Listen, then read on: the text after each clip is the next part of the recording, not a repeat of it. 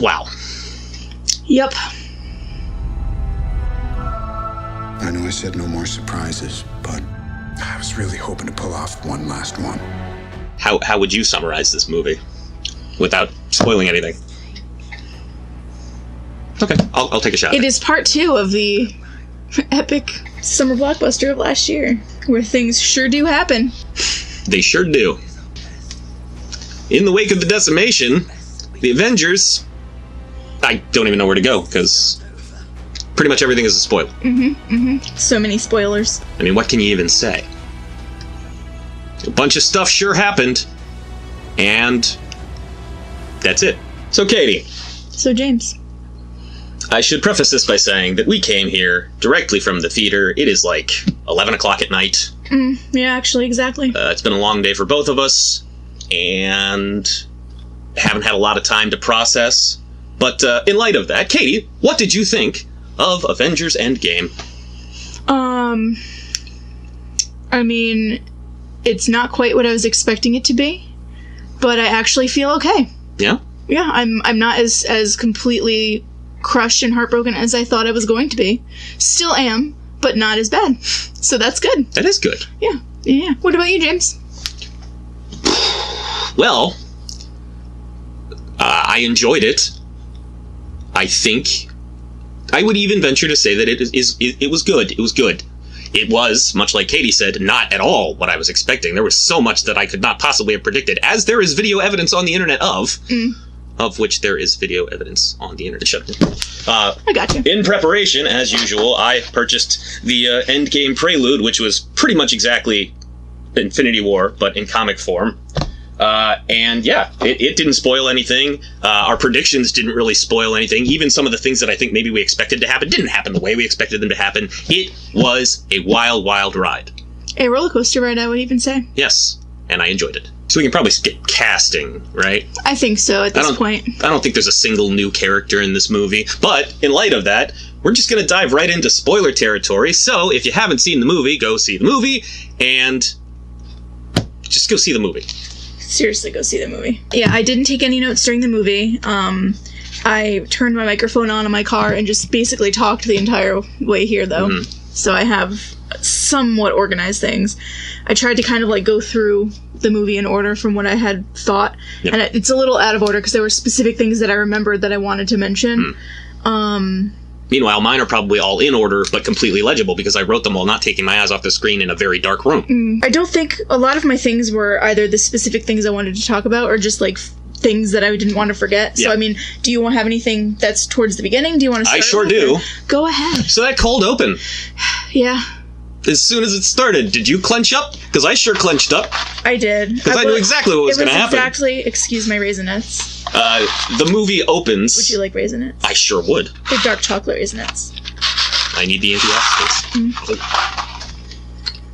This was a poor decision. I was talking. Oh, that's okay. I'll talk. So, basically, this was the one thing I was absolutely certain of. I didn't realize it was going to happen right away and, get us started off this way. But we open on the Barton family farm in the midst of a archery lesson when the snap happens. Off camera, obviously. Oh, well, yes. He's out there teaching his daughter how to shoot.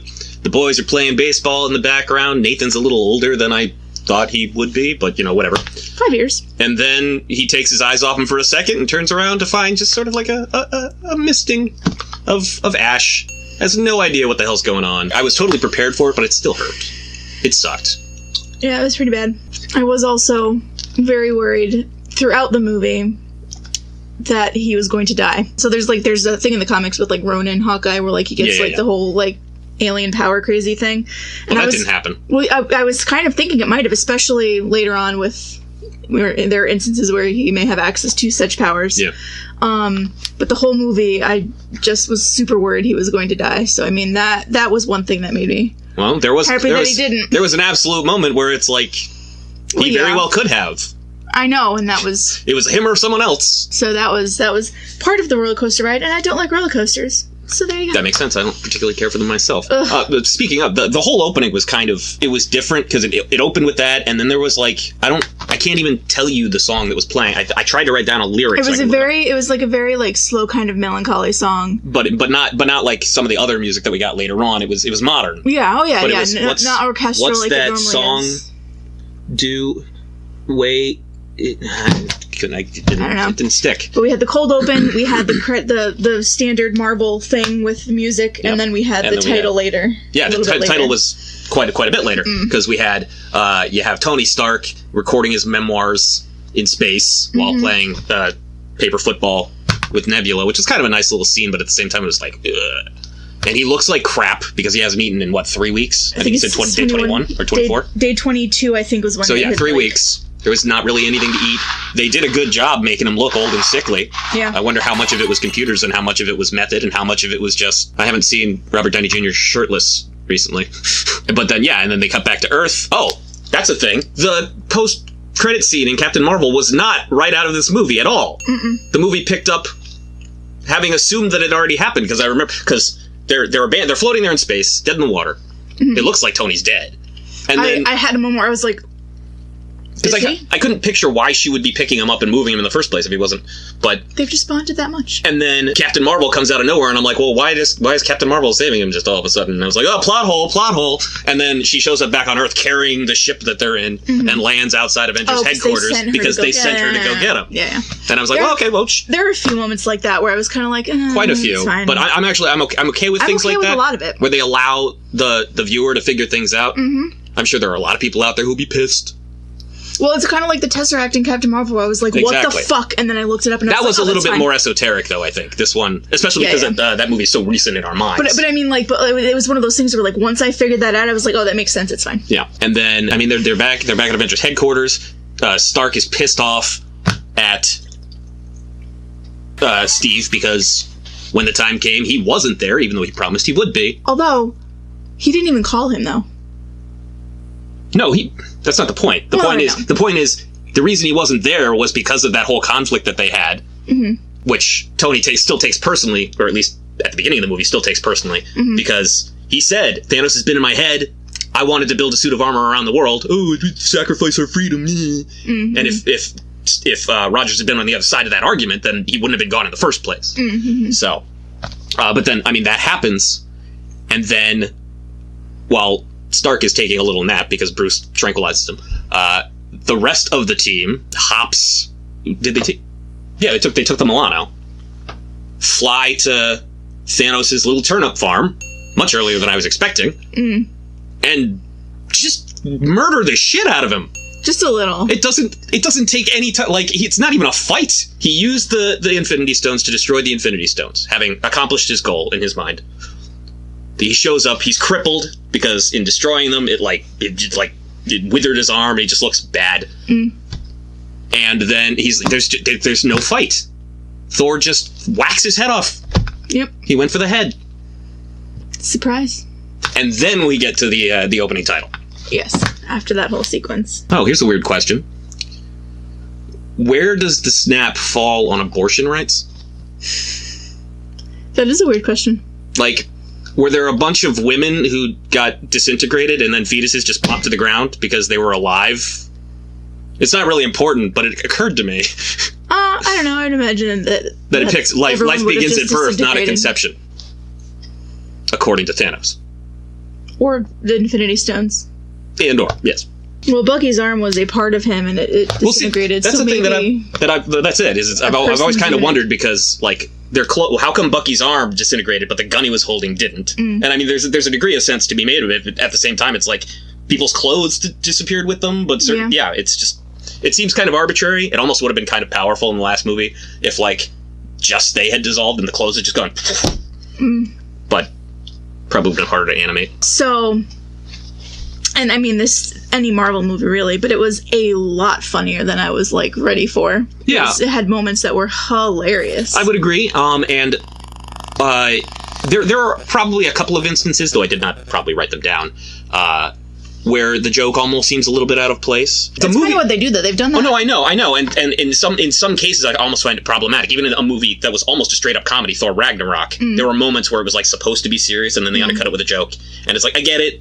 the movie, it's a wide audience. They want to appeal to kids and stuff. Were they moments? Because I don't remember anything that stands out to me that was like that. Were they moments where like someone is making like an awkward joke because the moment was terrible and they were like trying to diffuse? Well, no, that makes sense. But sometimes it's if the writers are making an awkward joke, like they're diffusing, even though the characters themselves probably wouldn't.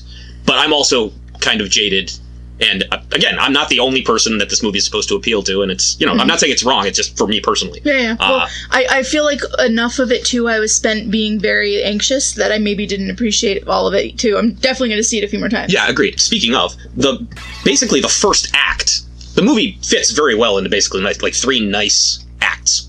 And the first act is basically a straight-up drama piece. Yeah. Which, honestly, I would have been okay with the whole movie being like that. I mean, I knew it definitely wasn't, but let's be honest, there are, outside of the huge battle at the end, there are maybe like 3 or 4 fight scenes, and they're all very short and succinct and don't really, and I was totally okay with that.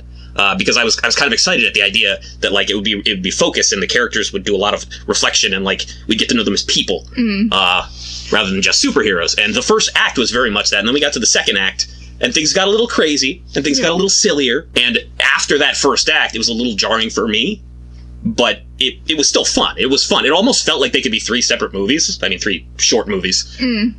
Just from, like, the tonal shifting. Yeah. Because the 3 acts on their own work very well, individually. Yeah. The transitioning is a little bit jarring, as I said.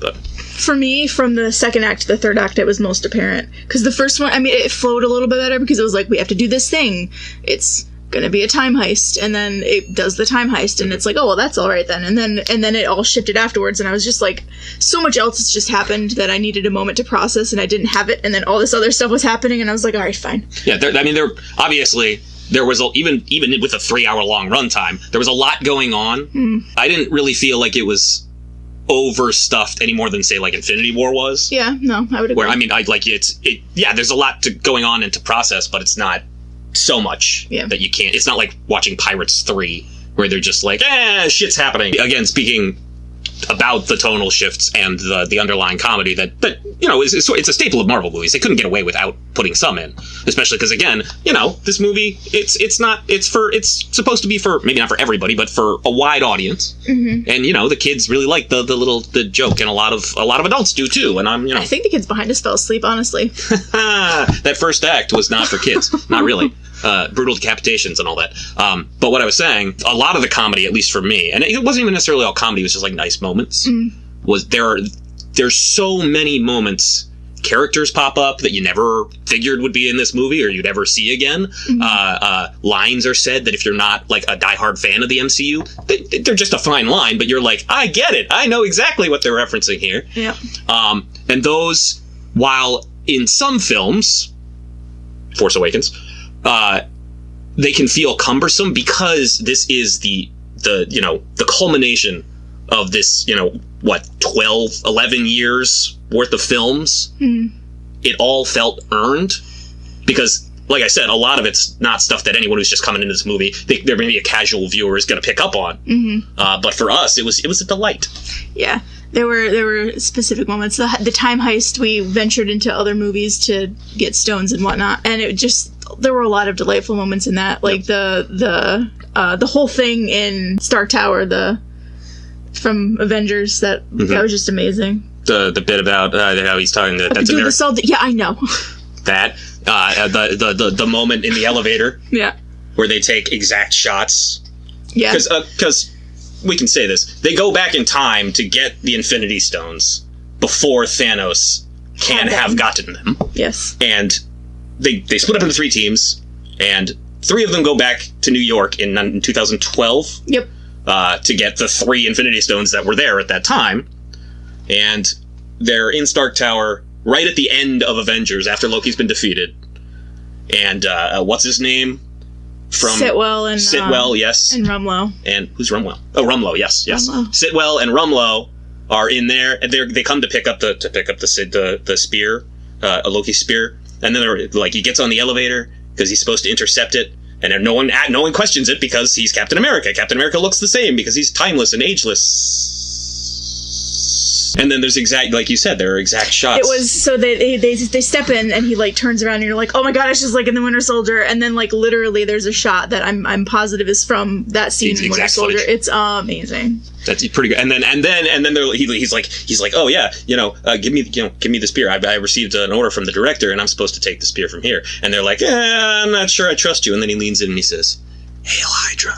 Which not only makes sense in context because they don't know, not everybody in 2012 didn't know that, but also it was a big stink in the comics a couple of years ago. Yeah. When there was like this twist that he was a sleeper agent for Hydra that I think they eventually wrote around. I think they were like, oh, he was brainwashed like Bucky was. They thought it would be like a fun twist and everyone was like, no. And then they were like, oh no, we didn't mean it. Yeah. I can't say for sure, but I'm fairly certain that was the explanation. But so good. Well, I mean, what other nice? Let me see if I wrote any. Oh. You remember how I predicted how we both predicted that it would not be tied back to the TV series at all? It was in a very tiny way. Because the original Jarvis never appeared in any of the movies. Yeah. And he was in this. That's true, only for a couple of shots. I did notice but that. But he was. And Mike turned to me and he was like, oh yeah, that's the actor that plays Vision. And I'm like, no. Yeah, that's the character that Jarvis was named after. It was. I think his name is like John Darcy, or it's something Darcy. Yeah, but the point is, it was nice to see him. It was nice to see Agent Carter again because Peggy Carter shows up as young Peggy Carter. And as you know, times in this movie. I love Haley Atwell. Oh, absolutely, and I think it's a crime that show didn't just it should still be going on as far as I'm concerned. It's probably the best Marvel TV show. Yes. I'm trying to think of other moments like that too. There were so many of them that I'll go back and watch it again and be like, oh yes, that one. Well, and we'll be picking it apart for like months at least, and then months again after it comes out on DVD. Yeah, well, because when I go see it the next time, maybe I will like just jot down little one-liners and stuff just to be like, oh, that thing. Wage, Larry Wage. America's ass. That is America's ass. Oh, language. That's what I wrote here. He said shit. He said shit. I think he said it a couple of times. And he said ass. Well, that's clearly the decimation left a little bit of a cynical streak in Steve Rogers because he does cuss at least a few times, and they're not. He doesn't drop any F-bombs, but nobody ever does. You've got to be shitting me. That was very satisfying. No, let's because it's when they decide that they're going to get Thanos. He says, language. I thought Hawkeye was going to drop an F-bomb once at one point. I'm sure Jeremy Renner did, if only in his mind. When Nat is talking to everybody, like everyone who's all 5 fucking years. That's right. The movie after they kill Thanos, and the movie picks up 5 years later. It goes 5 years later, and like I fully expected it. I was like, it's gonna be a twist. 5 years earlier. It didn't. That hurt. That was like the first major. Well, it's funny now that you point. Now that I hear you saying it out loud, it feels like someone saying paused. 5 years later. Like they're just like trying to drive the point home. Yeah. But that's a good point. When she's like checking in with everybody and like, hey, how's it going where you are, all that stuff. It pulls away, and as Steve walks in to talk to her, there are ballet shoes sitting on one of the chairs. Really? Yeah. It's a nice little. And I just thought it was interesting because she balleted. I was right that Ant-Man returned from the quantum realm, but not in the way that you don't know what I'm talking about. I have no idea. Listening. What? You predicted things? Ant-Man does come back from the quantum realm, and it occurred to me that I was certain he was going to, but I also predicted that for some reason it wouldn't be the way that we've seen him do it many times, or at least once before. Wasn't that the whole thing in the first movie? Is he figured out how to get back from the quantum realm, and that was like the whole. He just takes one of the little discs and poof. Mm-hmm. He was in there for 5 hours. It was 5 hours to him. It was 5 years in real time, and it could have been as soon as he didn't get a call back. It just. I was just gonna say, I think a lot more of my stuff is just like towards end, or just general. It's good. I mean, as soon as they started talking about going back in time and fixing the past, even though we didn't know it yet, I called. I was like, "Oh crap, Tony has a kid, doesn't he?" I knew that was going to happen. I think that was. It was never officially confirmed in the last movie, though they did talk about it. And I was like... I don't think I officially predicted it, but I was pretty damn sure he was going to have a kid. But then as soon as they started talking about going back and changing the past, I was like, oh no, there's going to be a conflict. He has a kid now, doesn't he? And that proved to be true. He seemed like a really sweet dad. It was a different side to him that we've never really seen before. Maybe a little bit with Peter. And so yeah, like the crux of it was... I'm not going to lie, because this is going to come up at some point. And I I would need a lot more time to like sort of take it apart. But the time travel thing is pretty wibbly wobbly in this movie. I generally don't like fluid time theory, as is often expressed in Doctor Who. I like there to be rules that make sense and everything. It's consistent. Why would it make sense? Since it doesn't exist. What if it doesn't? I can't say. It just, but like I said, I enjoyed the movie enough that I'm willing to look past it. But the only issue I really had with it was there were little things where like they went back and then like they would like take something from that period and it wouldn't affect anything. That's what I'm saying. But that was sort of explained in that like you change the past, but it doesn't change the future because that future then becomes your past and that past is now your future, and it's so well, they talked around it, but like. Well, yeah, but that's my point. That's the thing that really confused me is that they went out of their way for Bulk. Bruce and Hulk have sort of reconciled their differences and are now living as a sort of gray Hulk. At first I thought he was still green, but then I saw him with the other Hulk in the background when they go back in time, and he's definitely a washed out. And I was like, this is a perfect opportunity to do gray Hulk. Why isn't he gray? But he's definitely a gray or green, so it was fine. But the point is, he goes out of his way to explain that, you go back in time and you change things, and then you can go back to the future, but that's the future of the past that you just created. It's the Back to the Future 2 conundrum. Pretty sure that's what I just said. No, I know. I'm agreeing with you. But my point is, they went out of their way to do that, and then they went back in time to 3 separate times. They should have gone back to the same moment in different places. And then they took these things from the past. Well, they weren't all in those places at the same time. But that's what I'm saying, though. They should have they could go to the different places. Return to the same moment in time so that everything moving forward is their time. Because, butterfly effect, who's to say that taking the 3 stones on Earth wouldn't affect other things? But even more importantly is they do all that, and then they go back to the future that we've seen in the first act of the movie, and everything seems to be the same, even though the stones weren't there for Thanos to take them. Well, you don't change the future when you change the past, because that becomes your... Again, the way he explained it, clearly it made sense to me in a different way than it made sense to you. Yeah. Not really important. The point is, if you're really, really hard on the time travel thing, it might not work for you. But I'm hoping that you'll enjoy other elements of the movie enough that you can see past it. And I will inevitably pick it apart and talk about it more at length in the future. So wait, Cassie is in her late teens. Well, that was confirmed. I figured that out before we saw her. I was like, wait a minute, he's been gone for 5 years. Why? Why weren't the names in alphabetical order?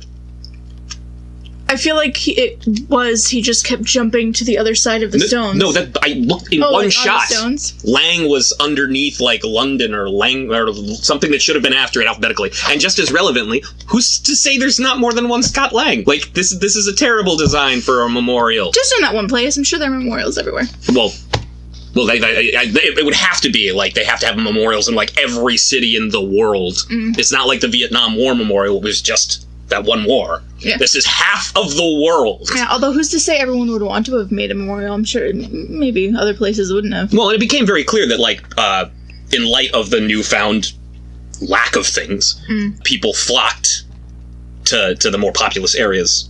Because they had that shot of, like, all those boats just around Liberty Island and stuff, and, like, it's clear that people, like, sort of, well, we need to be around other people, and there's none to be seen, so we'll just go hang out. Yeah. Yeah. But it's like everything was in such disarray, and I mean, I can't say for sure how that would have, but I feel like it almost felt a little too much at times. I know that they were trying to set a tone, so it's fine, and we didn't see the whole world, but there were definitely moments where I was like, there's still, 3.5 billion people on the planet? Well, where was it all desolate? I just mean, like, things had fallen into complete disrepair, is what I'm saying. Like, I mean, there's that moment when Scott's walking through that neighborhood, and he sees the kid, and he asks him what happens. Oh, well, that was just all kind of over. No, I know, and it could have been that way before the decimation, for all we know. There were... A lot can happen. Again... There's no reason it couldn't work because, just as relevantly, I'm sure that there were areas, and that's where they chose to focus on. So, and again, it helped set the tone, which I think was very important. Yes, it is. The moment, though, that it became, like, the time heist, I was like, oh, I'm totally for it. Like, that, it was just so fun. I could watch a movie just of that. That's what I'm saying. Yeah, like, the narrative possibilities, it was exciting, and we got to see all these characters we hadn't seen in a while, and Thor had his little moment with his mom. Even, I want to say that Jane Foster's entire role was stock footage, except for the parts that we couldn't see her face and it was probably a stand-in. But then she was in the credits, so I don't... Natalie Portman was in the... Well, they did that with a whole bunch... They did that with a couple other people, too. Like, did Colby Smulders even appear in the movie? Oh, she did. She did. She was in the funeral. You missed her. But she was at the funeral. Distracted. Yeah, well, there's a lot going on in here. Specifically because of that thing. No, I know. We'll talk about that. I actually have a theory now.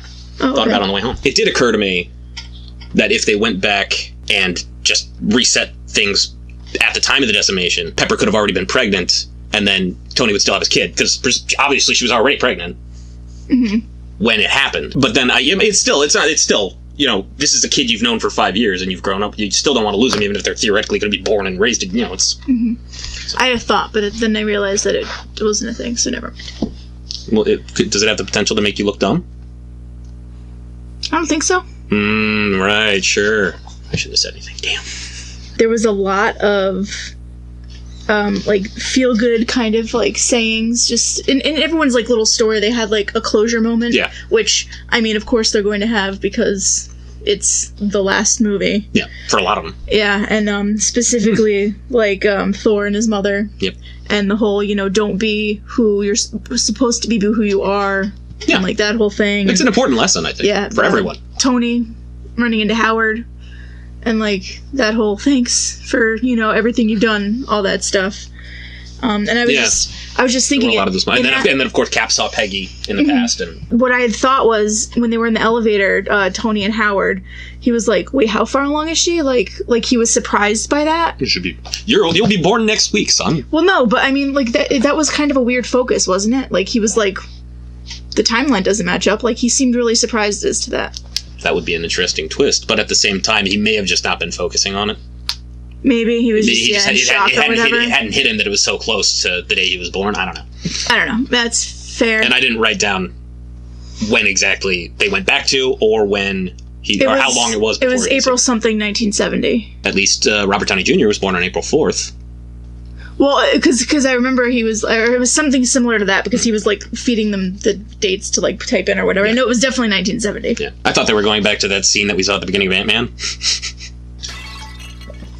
where Hank Pym storms into the office and he's like, nah, but that was close. Well, I was thinking, too, like, when they said Camp Lee, I was like, when, though? Because I was like, well, now we're suddenly just going to see everyone in the past, so is it going to, like, be way Should back I know what when? Camp Lee is? Camp Lee, that's the place in New Jersey.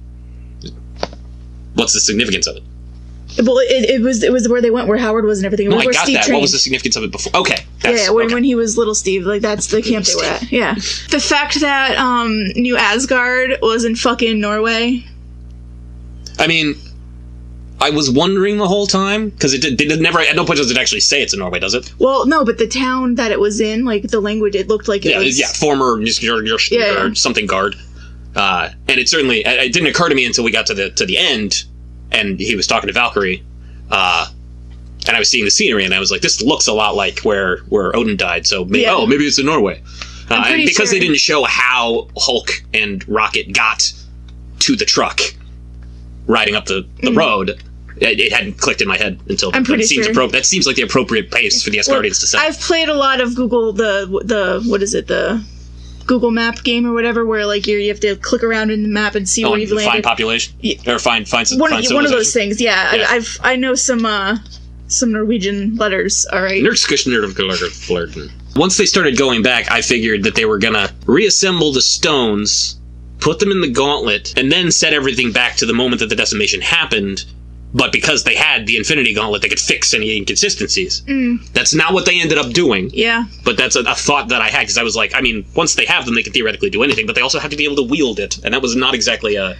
Yeah. Yeah. I felt like that was a really good compromise, though, because they ended up bringing everyone who had been snapped to the present instead of going back to reverse. Well, exactly, but now everyone's 5 years... Now everyone that died is 5 years younger. Well, yeah, but I mean, because one of the things... I mean, don't get me wrong, it's preferable to them being dead. Yeah, but one of the things I was most, like, prepared to be salty about was, like, lazy writing, just gonna actually undo everything, which, I mean... It would have made it feel like nothing really mattered. They kind of did, yeah. And to be honest, there is a little part of me that whenever time travel becomes a thing, I always get a little bit... because, I mean, it was one thing when the Time Stone did it, because you have to be insanely powerful to even wield the damn thing. But then Tony's just like, oh, yeah, I was fiddling around on my computer for a couple of days, and I figured out time travel.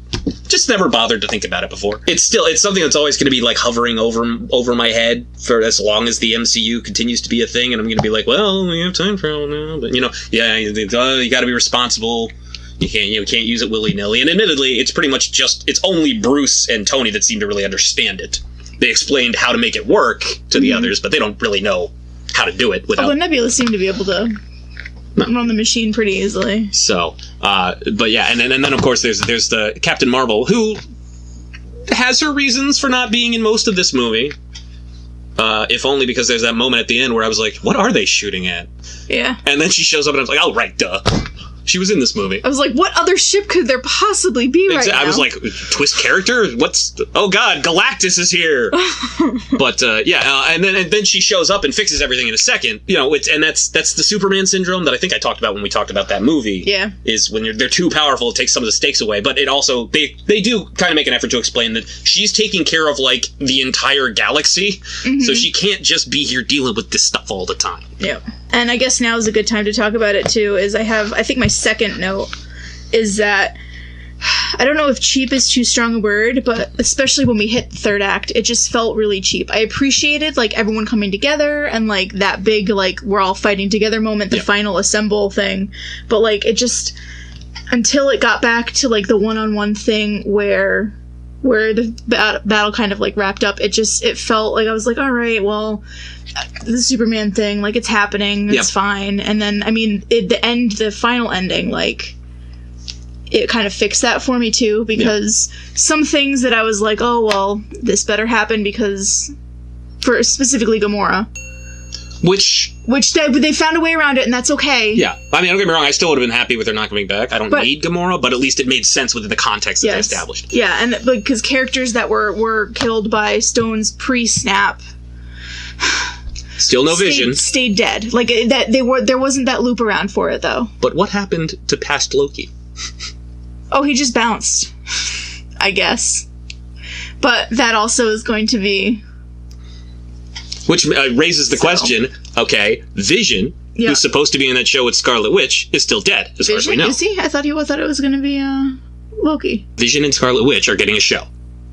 Loki's getting a show. Sam and Bucky have been talking about it. I'm pretty sure that's happening. Show. And even just recently, they announced that they're optioning a Hawkeye show. Really? Yeah.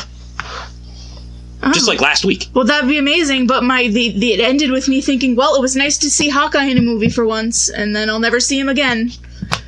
You get ready to pay for Disney Plus? If it's a Hawkeye show where it's like he's living in his apartment building with Lucky and like all that shit, and there's Kate Bishop, I'm down for it. I'll pay for all of that. So you were talking about the battle at the end, yes, and how it does like especially because there were moments it's relatively short that were amazing. Like for a moment, I was thinking, okay, this is Helm's Deep. This is because of the context of it, that whole fight took in the movie it took like 10 minutes. Maybe 15. Yeah. And then, there wasn't really a lot of build up to it. There wasn't really, I mean, other than the 10 years before this. But I mean, Helm's Deep was like the second half of the movie. The moment that it started to feel cheap was when everyone started to arrive. Like up until then, because I was like, oh god, is the thing going to happen? That didn't end up happening. Like what's going to, like, what? A death. Captain America. I was so convinced that he was going to die at that point. I'm pretty sure we all were. Yeah. So, but... And in a way, he did. Do we want to talk about? Yeah, I mean, let's do the last. The fallout here. Well, he picks up the fucking hammer. He does. He picks up the hammer. Holy shit! After we get the chance to watch Thor, who is now fat and has a long beard, which means I finally have a cosplay option, dual wield Stormbreaker and Mjolnir, which he stole from past Thor, so I don't know what the hell that's about. Yeah. Well, then it got left in the past, so who the fuck knows where it is? How'd it get left? Oh, yeah, Steve took it. Because he took it with him when he went back. I don't even know what's going on. That was the one that I was like, where is it? But yeah, he, it cut to it, and I was like, oh my god, do it. Oh my god, do it. And then Steve, just waxed Thanos in the back of the head, and he fucking was doing it. It was amazing. Oh, that was one of the best, I think, moments. Another one of those great moments. And people cheered. Yeah, the theater cheered. And even Thor, because I thought that the hammer hit him in the back of the head because Thor had called it. Yeah. But it did, then it cuts back to the hammer flying back into another person's hand, and then Thor's like, I knew it! It was great. Because of that one fleeting instant where it moves just a twitch. Back so in good. Age of Ultron. Yeah, so good. I liked that a lot. And again, like, it was, I don't want to say fan servicey, but it kind of was with all those little moments. But like when everyone started to show up, that's when I was like, oh gosh, all right, come on, let's just like get back to the action. Yeah, I mean, from a story, I get, that's one of the things that I felt like I had that instinct too, but at the same time, I feel like it was earned just because it was this movie. Because I think in the moment too, I was having like that thought, like, oh god, everyone's here, like, it's magic, like, it doesn't, and nothing that happened matters. But then I was like, well, actually, it's been 5 years, and they did snap everyone back. So, I mean, there was that. I think I forgot about that in the moment. There was so much happening in, like, the build-up to that final battle. Yeah. Where, like, even like, when Bulk gets the gauntlet on, and he does the snap through immense pain, and, like, we'd literally seen Thanos' ship show up. Yeah, and we're like moments before, and I'd completely forgotten by the time that it actually blew up the whole building. Guys, I think it worked, and then it cuts up and just like, and there's life, birds, and then like in the span of like 2 seconds, you see the ship in the sky and just like missiles just blow the whole thing up. It was very weird roller coaster, because there were moments like the little things that you expect where like something really funny happens and then it's sad, or like it's a sad moment, it cuts to funny, and then there's shit like that where it just goes insane, and it's and then things are pretty grim for a while there too. You get Hawkeye running from the, I don't even remember what I called them, cosmic Meeseeks that I mentioned in Infinity War last year. It felt almost like I was watching World War Z or something. I don't. Resident Evil even. Yeah, some horror movie. I could feel some Resident Evil for that. There were those moments, and then we got to the final battle, and it was triumphal, and it sort of, it welled inside me, but at the same time, I see what you're talking about. Yeah, and then I mean the movie ended, and I was like, all right, cool, all right. There was quite a wind down period there too. Yeah. Like there was probably a good half hour after the final battle ended. Maybe not quite that long, but it was, there were a lot more scenes. The scenes kept coming, but unlike at the end of Return of the King, I did not feel belabored by them because they had a lot more threads to tie up. Yeah. So I mean, so cheap might not be the right word. Initially, that's what I felt, but then afterwards, I was kind of like, all right, cool. When I had a moment to like slow down and think about it. And again, like we said at the beginning, we have not had a lot of time to process. I'm sure that our opinions will shift. And evolve. Through multiple viewings and just having time to soak on them. Oh, again, we have physical evidence that the body count in this movie was significantly lower than we thought it might be.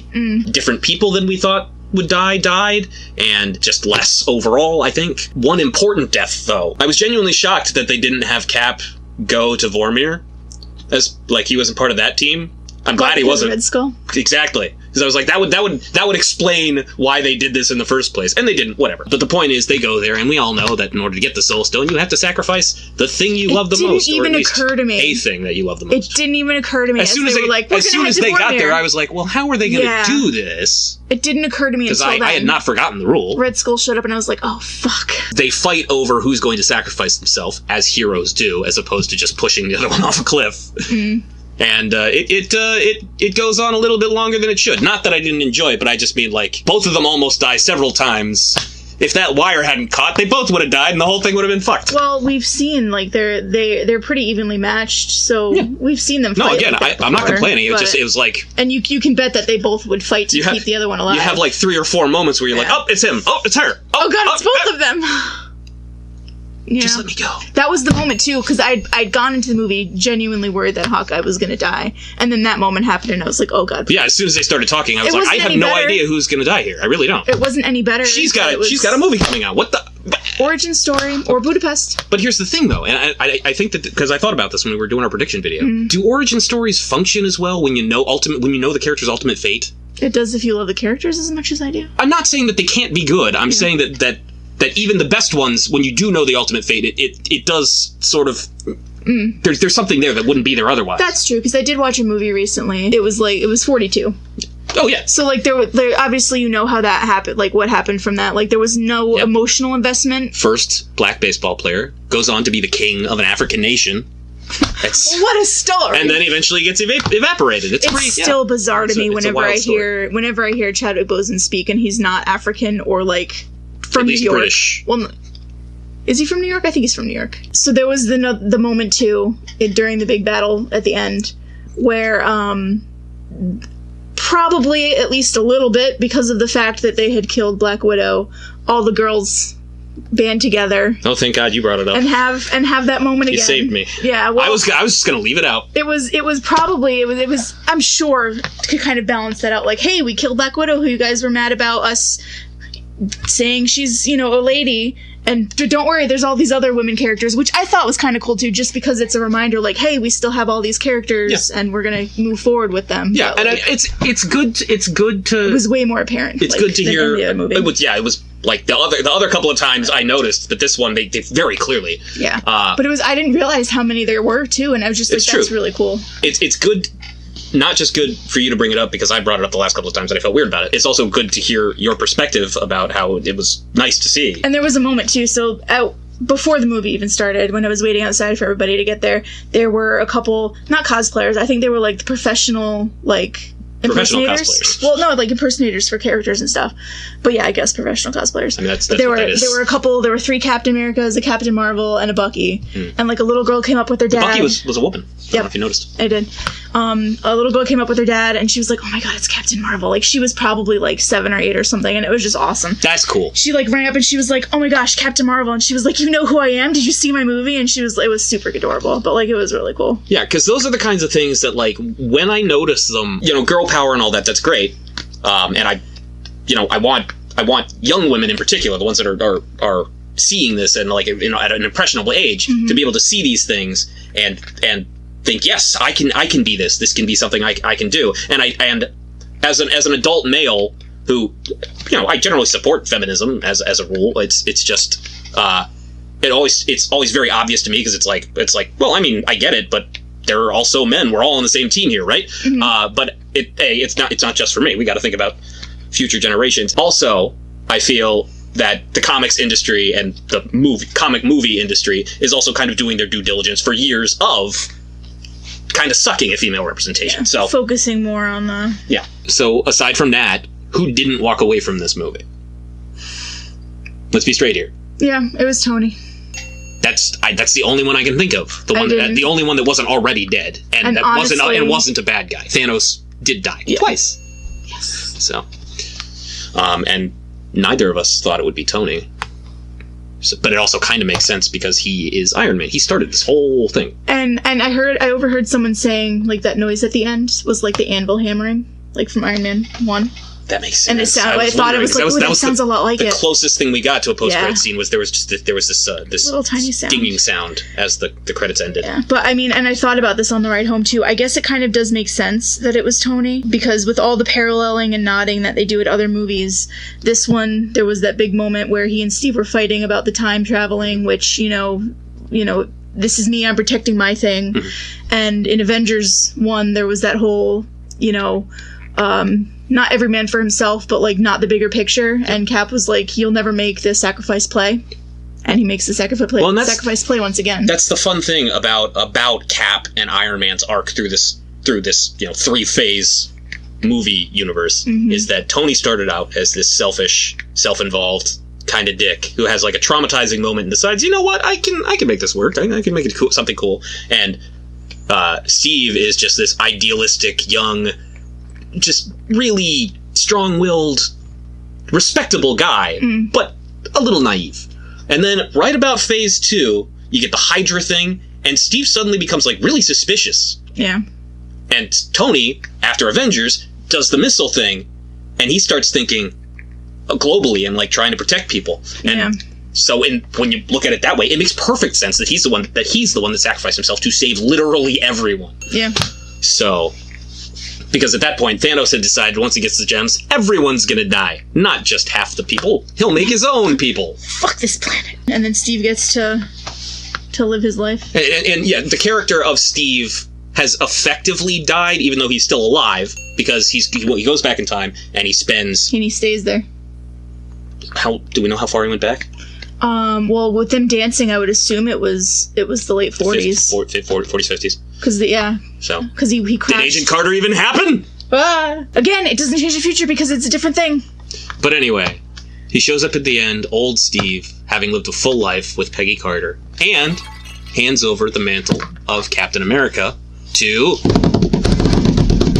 Captain Falcon!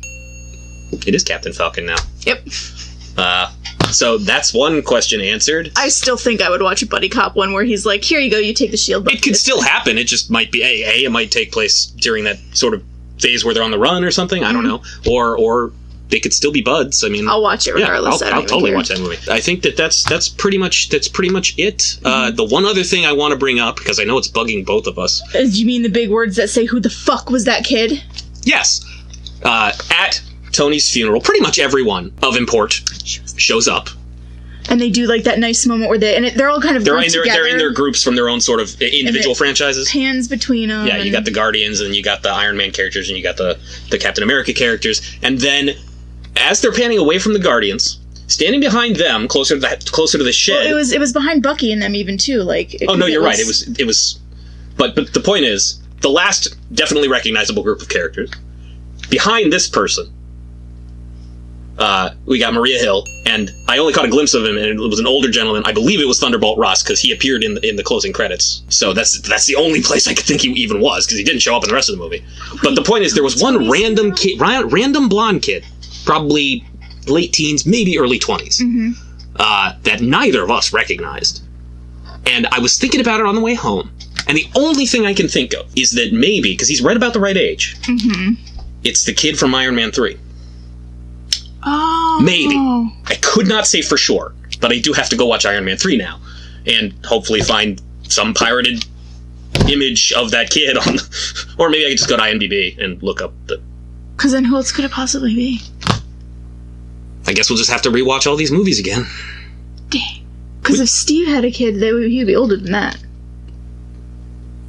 I'm convinced that Steve did not lose his V card until this movie. Well, after he went back in time into the late 40s. I turned to Mike when he first saw Peggy when they were at Fort Lee, and I said, he's about to lose his V card, because he was in her office. She'd walk in and she'd be like, take me. But no, I'm certain that he's finally lost it, because I'm not sure anything ever happened with Sharon. Because if only because it's weird. I'm still saying though, like, if they had a child, it would have been older than that kid. Oh, absolutely. Who the fuck? Yeah. And again, it was Stark's funeral. We need to remember, these are characters that cared enough about Tony Stark. Well, then why was Ross there? He might not have loved Stark, but they had an ongoing professional relationship. There was a mutual respect there. You know, you go to your greatest villain's funeral. Everyone does that. That's fair. That's just the classy thing to do. The Monarch would go to Dr. Venture's funeral. Doofenshmirtz would go to Perry's funeral. Yep. Those two names that definitely weren't made up, and I totally understood, would go to each other's funerals. It's from Phineas and Ferb. So, Cady. So, James. Would you recommend Avengers Endgame? I would. Not only because it is the culmination of everything and the final movie, but it... For how terrible I felt walking away from Infinity War, despite the deaths that did happen in this movie, I actually felt so much better. There was closure, like, on almost every front, and I needed it. And it's good. I've spent the whole year pretending that Infinity War never happened. And I knew it was denial all along. You were like, no, I'm burned out. Yeah, it's fine. I don't care. So, because I rewatched it last night, and I was like, oh, fuck. I still care. Yep. But it was good. I liked it a lot. Good. I'm going to see it again. I'll just not watch Infinity War. I'll just watch this one to kind of... You still get that Infinity War ending at the beginning, so... Yeah. Best of both worlds. Yes. That was brutal. Ugh. Anywho, James. Yes, Cady? Would you recommend Avengers Infinity War? Hell yes, I would. Admittedly, a part of it, as always the case with these Marvel movies, is it's part of the machine, but if there's any that it's like, it's essential... It's the culmination of all of them. Skip all the rest and watch this one. Though obviously, you should probably do a couple. Although it goes back into them, so that's true. I mean, it rewrites history. So, if you're a big fan, or even just like a casual fan of the Marvel Cinematic Universe, you must see this film. If you really don't know anything about the Marvel Cinematic Universe, you should see this film, but you should probably start elsewhere, because a lot of it's not going to make sense. At least like 5 other movies you should watch first. Yeah, at least 5 other movies. There were some technical little things that sort of maybe raised a few questions in my overly analytical brain, but it had charm, it had drama, it had fun action. It's good. It is good. But it does leave me wondering, where the hell do we go from here? Where indeed? Europe, apparently. So... Yeah, I mean, that's Marvel Studios' Avengers Endgame. Go see it. Come back, watch this, tell us what you think. Maybe you have some theories about the time travel thing. Maybe you can explain to me why Ned was the same age when Peter went back to school. Obviously, he must have dissolved too, but at the same time, they were interacting like they hadn't seen each other in 5 years. I don't know. But the point is, we've loved talking to you about it. Feel free to talk back to us. Like, subscribe, tell your friends, and write like a message out and put it in a time capsule, and then bury it in the ground, and then we'll probably find it. Yeah, probably. I spent a lot of time just digging in random places. So, in any case, as always, we have been Cady and Cady, and we'll see you no later than July for Spider-Man.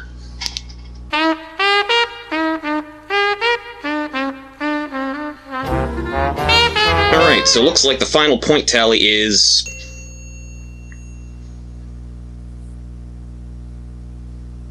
Don't tell Cady.